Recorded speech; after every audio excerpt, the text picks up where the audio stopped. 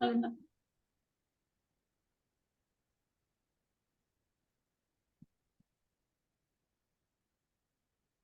I'm lucky, I gain a few freckles. All right. So this is our monthly spinal cord injury lunch and learn series.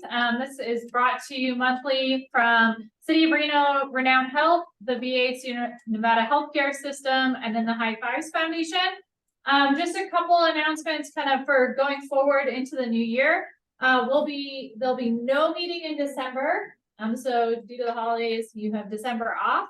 And then we're going to move to a quarterly schedule for next year. Because since we've been doing this since 2017, we are running out of topics to come up with that are different every single month. So we'll put out a flyer with our new schedule. Each of the partners will host for that 1 month.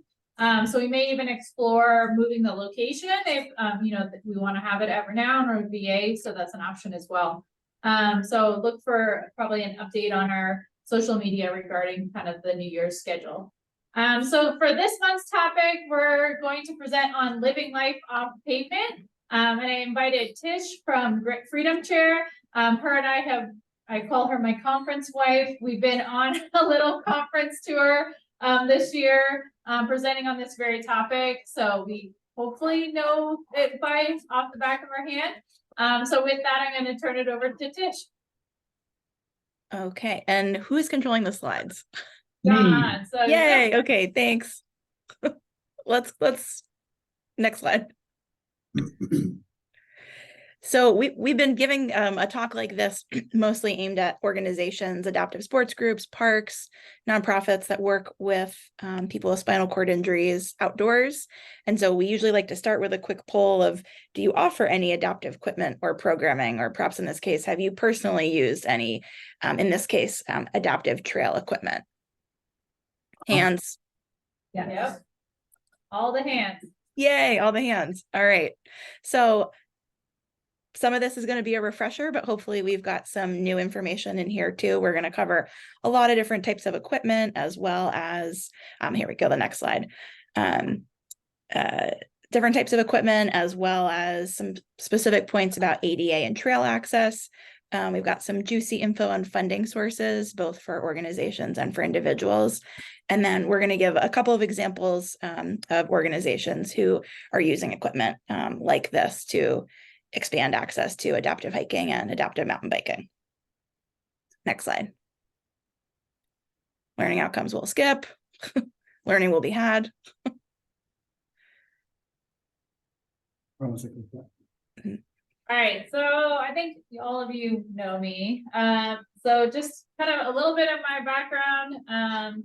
So I took this position with the City of Reno in 2006. Previous to that, I worked for City of London Parks and Recreation for 10 years. Everything from frontline camp counselor to director to inclusion coordinator, and then eventually, obviously getting all my training and education as to become a recreation therapist in Canada, and then coming out here to work for City of Reno. So with that, I get to do a balance of inclusive and adaptive recreation programming. It's who you see for all of your adaptive programming here. And then just had a great opportunity to kind of partner with, the organizations that are making this equipment, like Grit Freedom Chair and Tish, just to be able to kind of spread access and available equipment knowledge to individuals with disabilities. So send that over to you. So this is just a quick video from Reno Minute about our programming.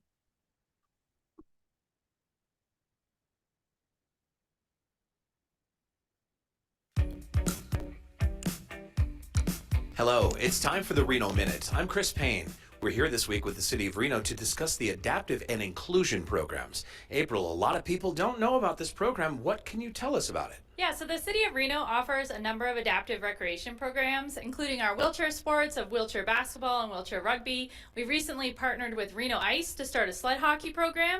We also offer a variety of veteran programs, including our veteran fitness program, our cycling program, and our military sports camp. And all this equipment here in the background, we rent through our adaptive equipment rental program. Wow, so much incredible information. Where can people find more information? Yeah, they can visit the website at reno.gov/adaptive, pick up one of our newsletters, newsletters or visit us on Facebook or Instagram at reno.adaptive. Good to know, April. Thank you so much. And don't forget to follow the City of Reno on all of your favorite social media platforms. So now you know with Reno. I'm Chris Payne for the Reno Minute.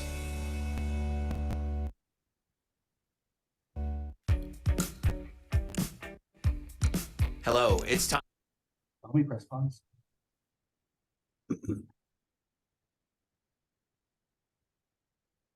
All right, Tish.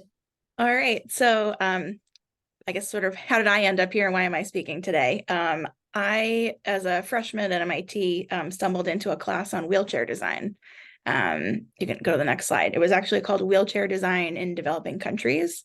And it was this little hands-on seminar trying to introduce some basic engineering concepts through how wheelchairs are built and serviced and how they break and how they're propelled. And through the class, I had an opportunity to spend some time in East Africa, in primarily Kenya, Tanzania, and Uganda, working with some small wheelchair manufacturers to see what we could possibly do to improve the wheelchairs they were manufacturing locally.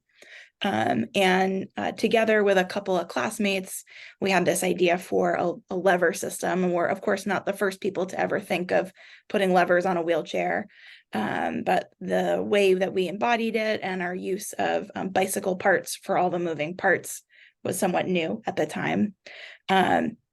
Ultimately ended up back in the lab at MIT, further kind of testing and refining this concept. And the photo in the bottom right is us trying to test the weight capacity of the frame that we had designed. And so we literally stacked it up with plate weights that we borrowed from the gym so that we could roll this off a curb and see what would break.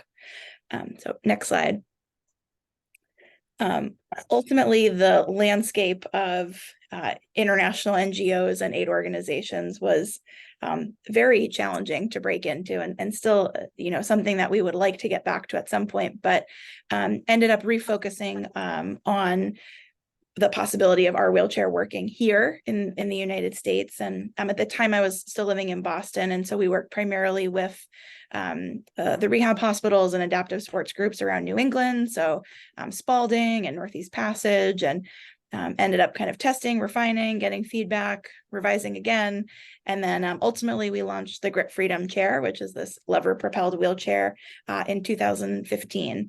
And primarily had been working with individuals, but over the past couple of years have really started to work more and more with organizations like April and City of Reno, and other parks and facilities. So that's just a little bit about me. Next slide. So why adaptive recreation? I think all of you that are here that have experienced adaptive recreation know why we do it. Recreation is a big form of our outlet, and especially that was very much true during COVID. Everybody was recreating. And so I just threw up a picture. This is an adaptive mountain bike camp that we did at Sky Tavern. This individual, he didn't even care if he pedaled. We actually took the crank arms off, and he just had the throttle, and just the joy and look on his face of being able to fly down the mountain is why, us as recreation therapists do this on a regular basis. Just because just seeing the joy of getting folks with disabilities back out into recreation.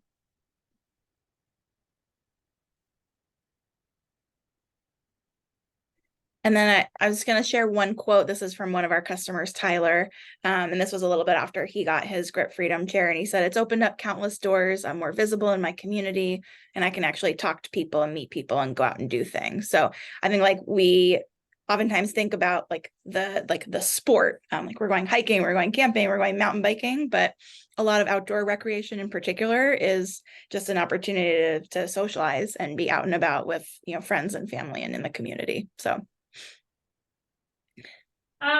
just a few things, and we're going to go into a little bit of ADA law, because sometimes when we're doing recreation that's off pavement, we may run into individuals that don't know about a lot around the rules.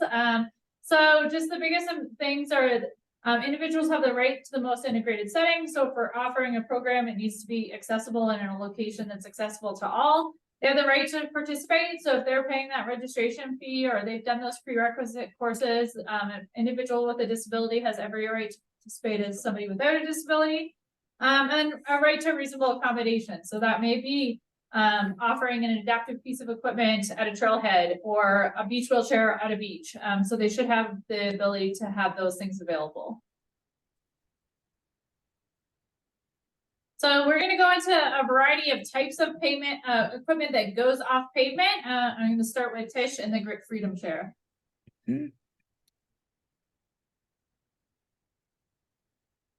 All right, so you saw a couple photos of the Grit Freedom Chair previously, but basically like the whole reason that we designed it was to be easier to push outdoors on rougher terrain. So that lever system gives you more leverage. It uses bigger upper body muscles, better biomechanics. And then with our particular design, the way the levers work, you can change your hand position. So on smooth ground, you can put your hands down low and push through a long angle and kind of get some speed going on flat ground. And then you effectively change the gear ratio by sliding your hands and pushing towards the top of the levers. You want to get, steeper, thicker grass, mud, that sort of thing. It's all quick release. So quick release wheels, back, footrest, so you can disassemble it and fit it in the trunk of a small car. And then all the moving parts are bike parts, off-the-shelf bike parts. Those are 26-inch mountain bike wheels. So things that can be, serviced, maintained, or customized at a local bike shop. And then a bunch of different sizes, including a new kids model. So we'll hop to the next slide and see a quick video of it in action.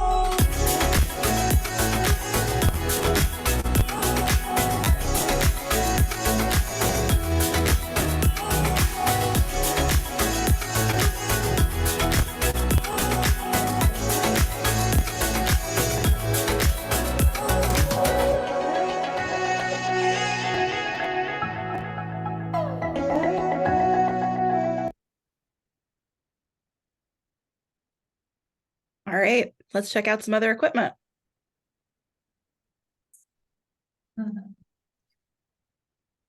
Oh, maybe not.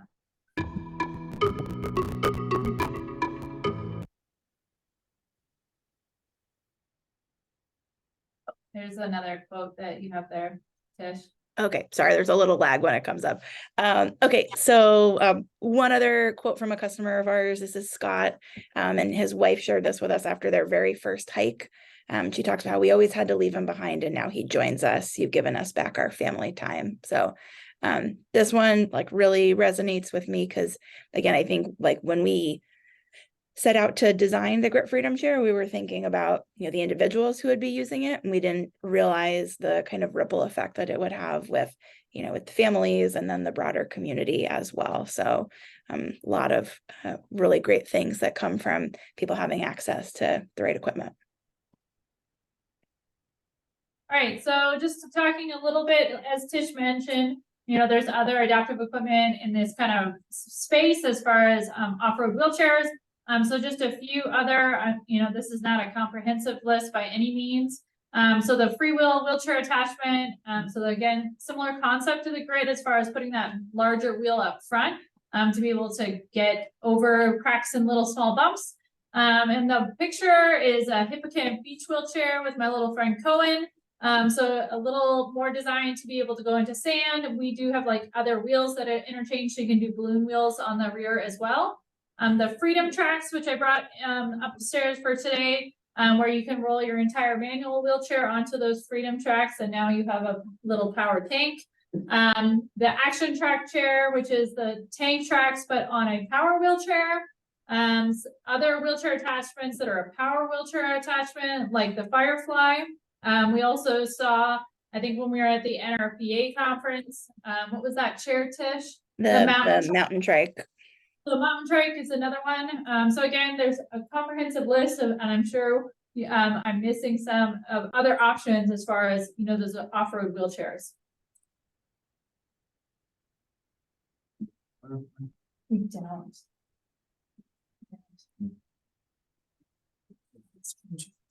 Huh? No, we actually are getting a tank chair. It's not. All right, so this is a quick little another video just in regards to adaptive mountain biking options.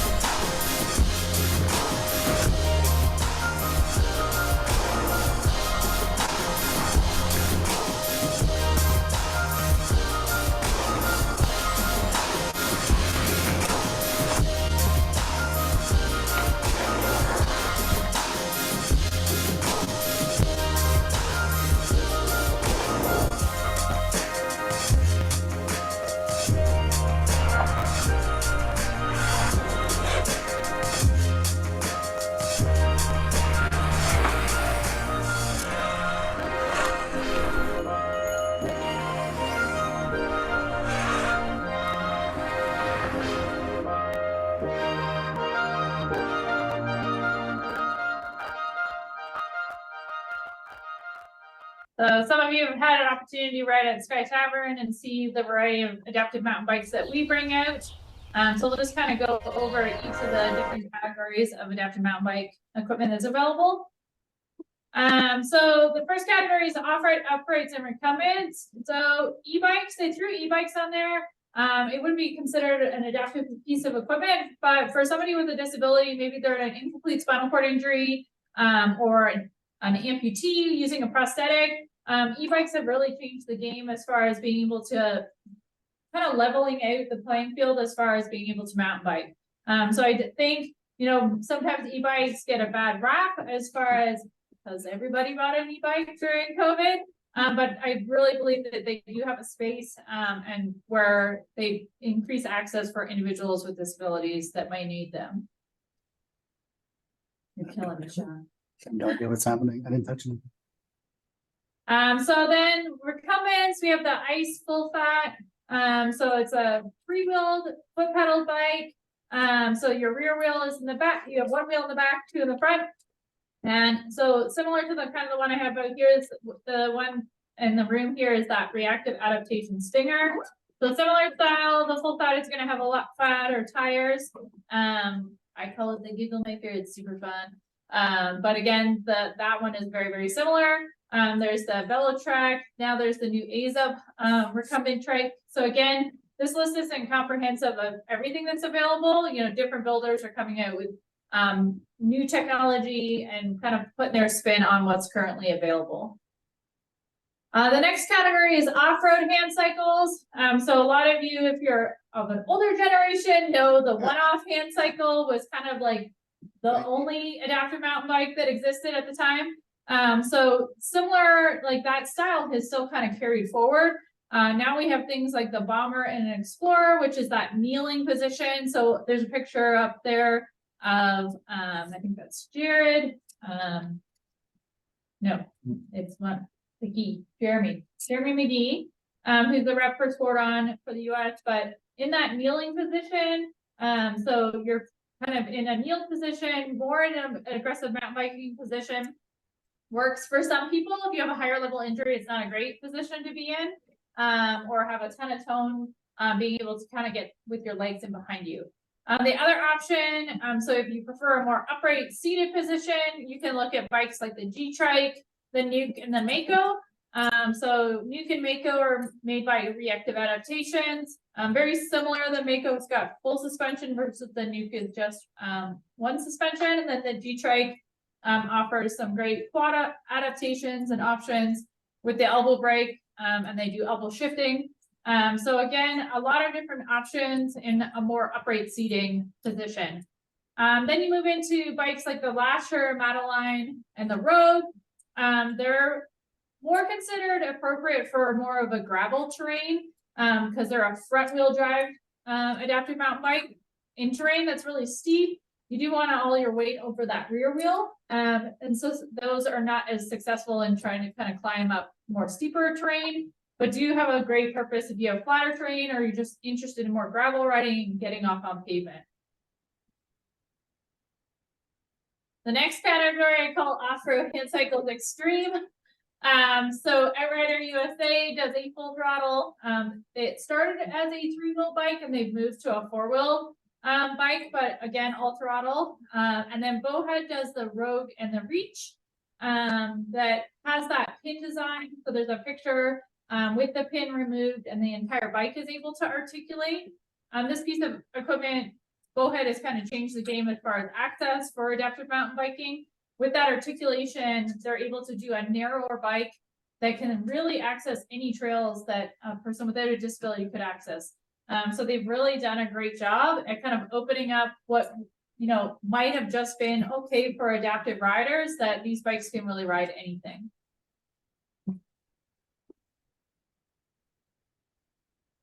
So next we'll kind of go yourself. Unfortunately, you may run into issues where a ranger or a park staff might say, you can't ride this bike here. So just kind of going over some of the important things to know when you're interacting with folks that might not know what type of access you get. So for trail access, it's really about trail design. You know, Tish and I had an opportunity to go to the International Trail Symposium that was actually held here in Reno. And it was a conference of all trail builders from all over the country. And it was a great opportunity to share with trail builders what is needed to make these trails more inclusive and work for individuals with disabilities.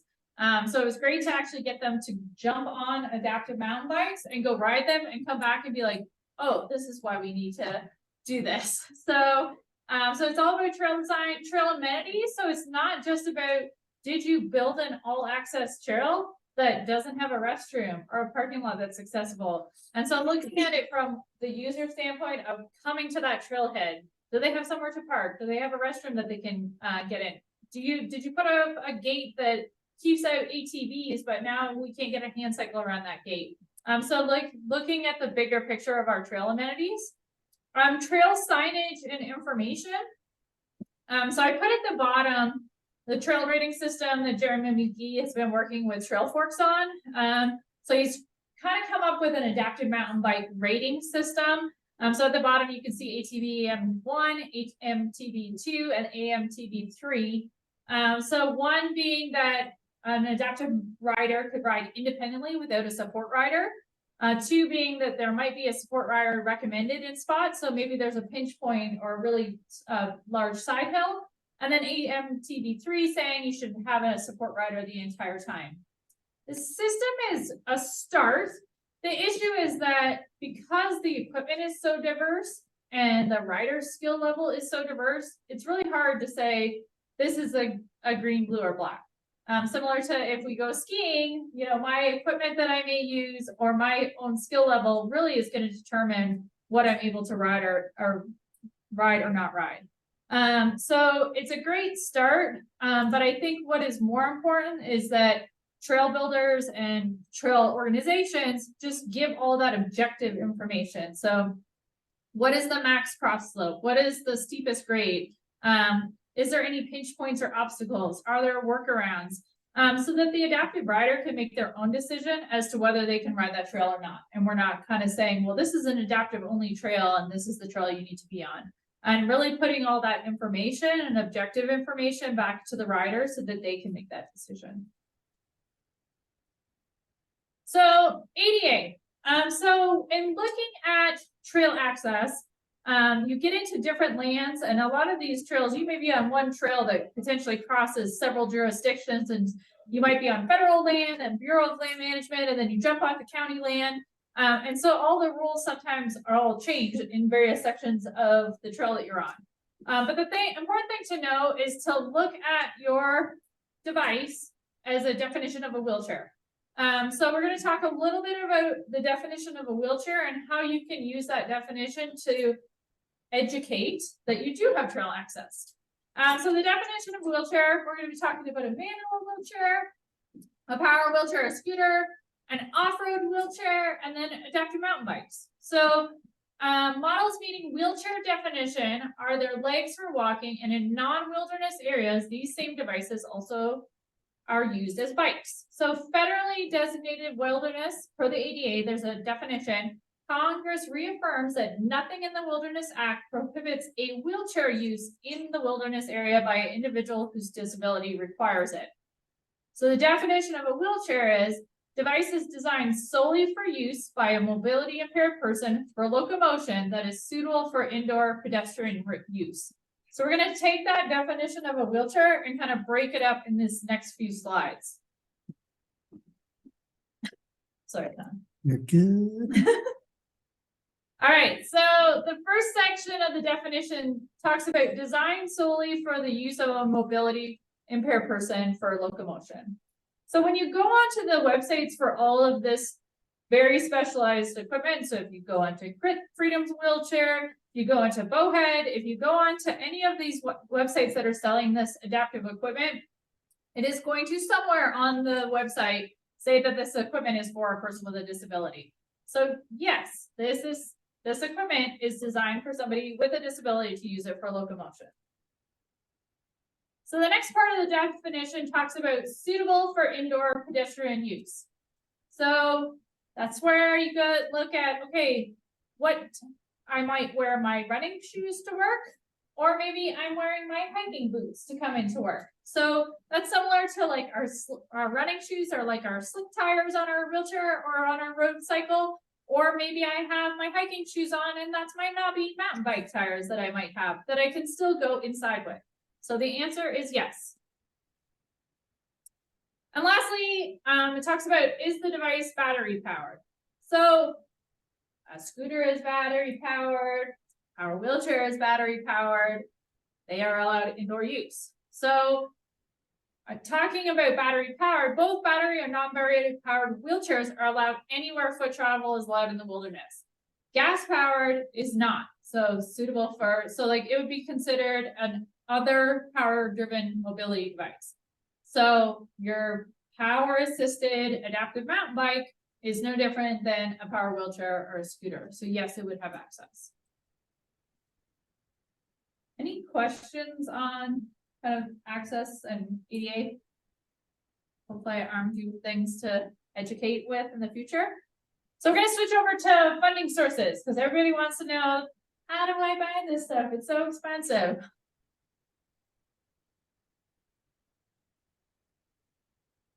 So in talking about individual grants, and we can actually add one that just got sent out today. So there's a variety of organizations that give out individual grants. And so we just listed a few that it's not all encompassing. So there's a few that are maybe not local, some that are local. So Challenge Athlete Foundation is a organization that will fund during certain funding cycles. If you're a veteran, then you have access to grants throughout the year because they have a separate kind of pot of money. High Fives Foundation, the Kelly Brush Foundation, Victoria's Victory Foundation. Some of these are organizations that we've already had actually come and present what their grants or programs are about. So all of these organizations and others are available to help with funding these pieces of equipment.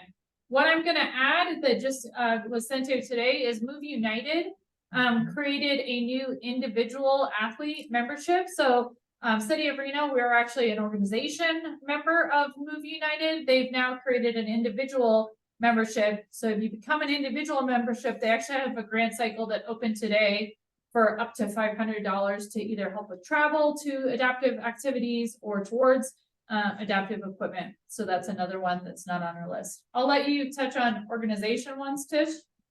Sure. Yeah. So a lot of different options for organizations that are looking to fund equipment.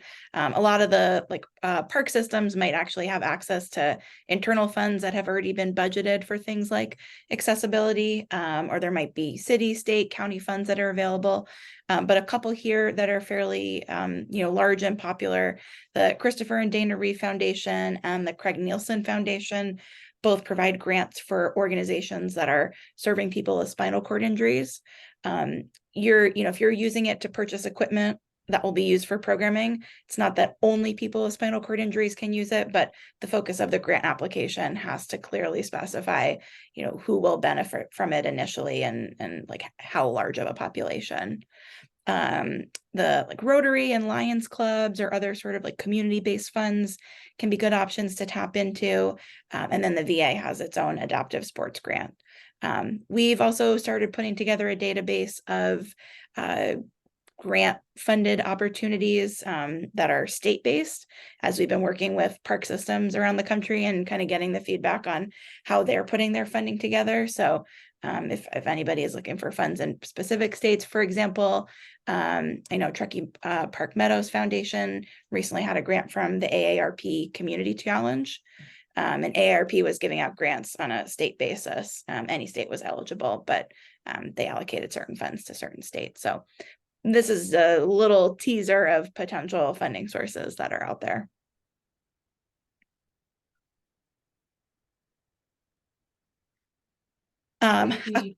Yeah. That's So a couple other ways that equipment gets funded. Of course, the rental program that April touched on, those city and state budgets. Parks often have friends of groups, which can be like dynamite fundraisers. In many cases, we've had individual donors approach us that they wanted to donate equipment either in somebody's name or memory. And then oftentimes it's a partnership of multiple organizations working together. So we'll get into a couple examples of those.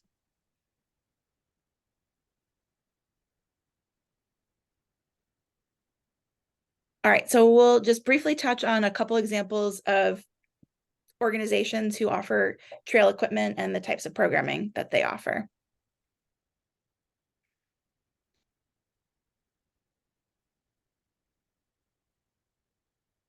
So I think I mentioned, we initially had been pretty focused on working with individuals, but particularly, I guess during the pandemic when so many people were wanting to be outside and recreating outdoors in parks, we started to build these relationships with parks of all different sort of shapes and sizes. Minnesota Historical Society is one that kind of jumped on early and started with a couple pieces of our equipment, a couple grip freedom chairs as a pilot project, and then expanded.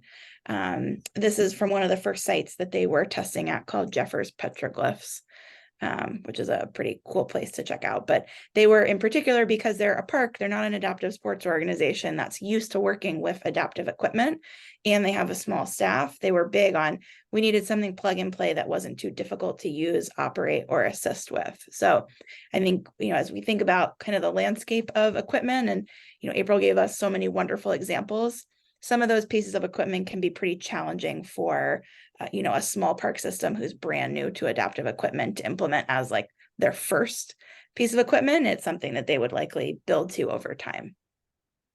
Next slide. So state park systems have been pretty early adopters. Texas State Parks in particular is one that has been expanding. So they picked a couple of parks to be pilot sites that they placed grip freedom chairs at, and they make them available at the visitor center. Just kind of usually it's first come, first serve. And they have staff who are trained in how to make sure they can actually, relay the information to the person who's borrowing the chair and give recommendations of what trails would be appropriate for them to check out. Michigan State Parks is a little bit different. They have a reservation system, and so you can actually contact them on, I think it's actually via Facebook, and designate the day and time that you're coming to make sure that it's going to be available for you. Next slide. So Massachusetts, where we started, the Department of Conservation and Recreation has something called the Universal Access Program, which runs adaptive programming all year. They do things like sled hockey in the winter, and in the spring and summer, they do a lot of hiking and some kayaking as well. And the way it works at the DCR in Massachusetts is the park system owns the equipment. Park system purchased it, has the facility, like the kind of the warehouse, I think it's a shipping container, where they store all of the equipment, but then they partner with nonprofits, mostly adaptive sports groups around the state, who then actually deliver the programming. So there's a set schedule of events that you can sign up for, and those program partners bring the equipment to the, to the trailhead or to the meeting point, and you sign up in advance to reserve your spot. So it's not like a just show up, first come, first serve, but they have designated hiking events that people can sign up for, and they work really hard to make sure it's pretty distributed across the whole state, so as many people have access to it as possible. And they've got off-road wheelchairs as well as crutches and things like that. So Waypoint Adventure here is one of those nonprofit program partners of the DCR. So they're one of the groups that actually then brings the equipment out on the trail, and through their amazing network of volunteers is able to support these large hiking groups with a variety of different equipment. Also pretty creative and coming up with different adaptations and things based on what somebody might need to make the piece of equipment work best for them. Next. Catalyst Sports and Great Smoky National Park is a relatively new partnership. So Great Smoky purchased the equipment, a couple of Grip Freedom chairs, and then through their partnership with Catalyst Sports, they offered some specific hiking and adaptive hiking and adaptive mountain biking days this summer in the park. And pretty cool to see how that partnership evolved. Like Great Smoky has the space and had the resources to purchase, and they have obviously the trails and the beautiful park, but didn't know, how to actually market necessarily to people with disabilities and how to get enough folks to actually come out and explore the trails. So that's where Catalyst Sports came in. They have the great network of individuals, primarily in the Knoxville area. And through that partnership, we're able to, get large groups out on the trails this summer. So that was kind of their introduction, because they just got their equipment and started setting things up towards the end of the summer, and they're starting to figure out what their programming will look like for the next year. So other examples of programming. So Tish touched on some examples that an individual had to show up at a certain time for a certain program.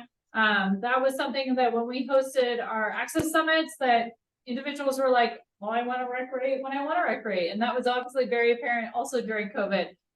So we make all of our equipment available to rent. So as long as it's not being utilized within our programming and we have something on the books, then that equipment is available to rent. So that's just a small picture. Everything that we have is featured on our website. An individual can jump on the website, throw in which type of equipment they're interested in renting and the dates that they're looking to rent. And then we make that equipment available to rent from anywhere from 1 day rental up to a month-long rental. So it's a great way if you're trying to kind of figure out what you want to apply for and request funding for, is to be able to kind of try before you buy and figure out what is going to be that perfect piece of equipment before you purchase it. So other models is that adaptive hiking program. So like a program that's structured, that has a time. So Chief Tahoe that here locally does during the summer a set schedule of hikes with their adaptive equipment. One-time adaptive clinic. So it might be an adaptive clinic where we bring everything out and you come try it, or a camp where it's a multi-day opportunity to jump in different adaptive equipment. Adaptive competition. So especially on the gravel side, there's really starting to become welcoming to adaptive riders. I know Mammoth Tough did an entire adaptive category, and some of the other bigger racers and promoters are putting in adaptive as an option, which I think is fantastic.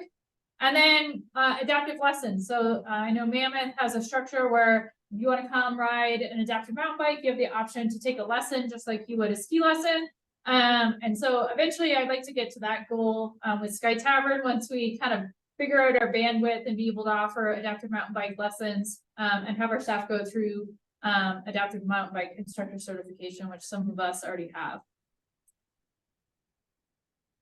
So additional resources.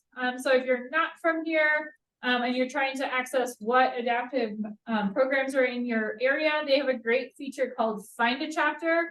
So you can literally just put your zip code in and find an adaptive program near you.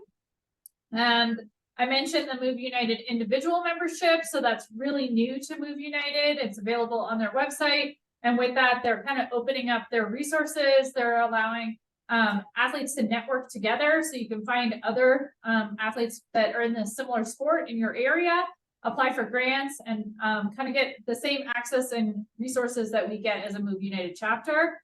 And then they host an annual conference every year. That's really great resource. If you've never attended it, this year we'll be in Phoenix, Arizona, where they have adaptive providers or even individual athletes kind of learn about all the various adaptive programs that are available. And then that is our contact information. And we'll open it up to any questions if anybody has any questions.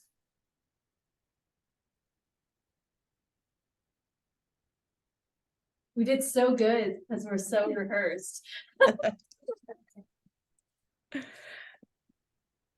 Any feedback from anybody that's had trouble with parks or trails and somebody not knowing what ADA rules are? Definitely. I've gone down to the Blue Diamond area in Las Vegas and had interactions with not only just other trail users, but then volunteers that came out to volunteer with us and said, you can have that bike on this trail. I'm like, sure can. So yeah, so I think the more you have the knowledge and can educate, I think is better for everybody. I think individuals think that, especially with the increase in e-bike usage, that it's destroying the trails, and it's really not destroying the trails. So just being able to educate and why access like that is important. I think we'll have people that are Bajan bogies stop giving a hard time. The sidewalk of where Wild Creek Golf Course used to be, is that open regularly? Sierra Vista Park? Yeah. Yeah, so Sierra Vista Park is, so in this area, there's some great options for adaptive users. So Sierra Vista Park, High Fives Foundation has been really instrumental in building kind of universal trail access specifically, and same with up at Sky Tavern. We had also had an opportunity to go up to Truckee and work with the Truckee Trails Foundation, and they were really open to, you know, having adaptive riders, right? We spent the entire day riding their trails and giving feedback. And actually all of their stuff that they had really didn't need any modifications to make it accessible to an adaptive rider. So. Awesome. All right, well, with that, we'll thank you for your time and end our recording today. So, so much for coming. Thank you. All right, bye everybody. Thanks for coming. Thanks, Tish. Thank you.